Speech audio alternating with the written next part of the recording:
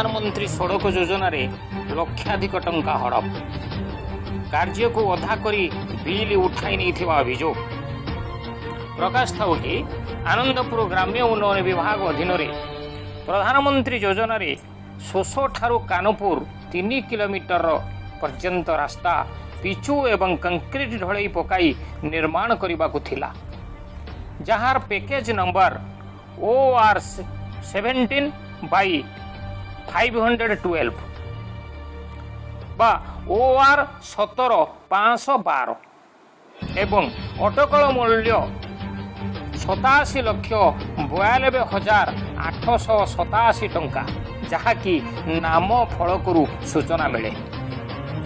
यही रास्ता 2018 रु निर्माण होई 19 रो शेष हो बोली सूचना फलक दर्शा जाइछि किंतु सूचना फलक लेखा अनुजाई काम होई नथिबा अभियोग होइछि।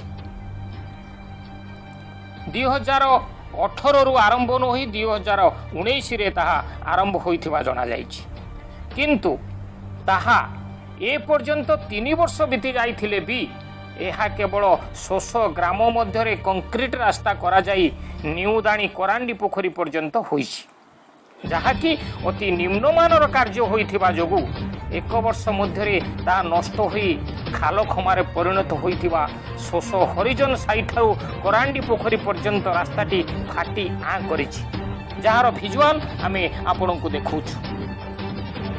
तार मरामती संपृक्त ठिकादार रूपानंद धड़ या मरामती नकरी ओलटी गाँ लोकंकर ठीक नाहंती बोली दोष दर्शाई।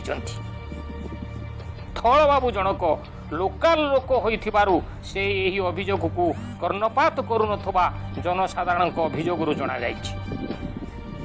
न्यूदाणी गेट छक ठारू कानपुर पर्यंत 1.5 किलोमीटर रास्ता आदो आरंभ करा जाई रास्तार बिल केमिति पेमेंट हैला एवं यही रास्ता मध्य 300 मीटर रास्ता मध्य जहाँकि कोरांडी पोखरी ठारू गेट छक पर्यंत ओसारिया आरडी रोड आगुरु निर्माण होइछि एवं यह पिचु मध्य थाई बिल केमिति हैला ताहा वर्तमान तदंत सापेक्ष।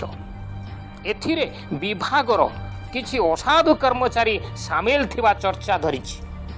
केन्दुझर जिलापाल यार उच्च स्तरीय तदंत करी रास्ताटी को कानपुर ग्राम मध्य देई निर्माण शेष करने को अनुरोध करा जाइछि। ता नहेले कानपुर एवं मरचाई पदार जनसाधारण राज रास्ता को ओह्लैबा को बाध्य हो बोली चेतावनी दैछन्ति। केन्दुझररू ब्यूरो रिपोर्ट सत्यर आवाज।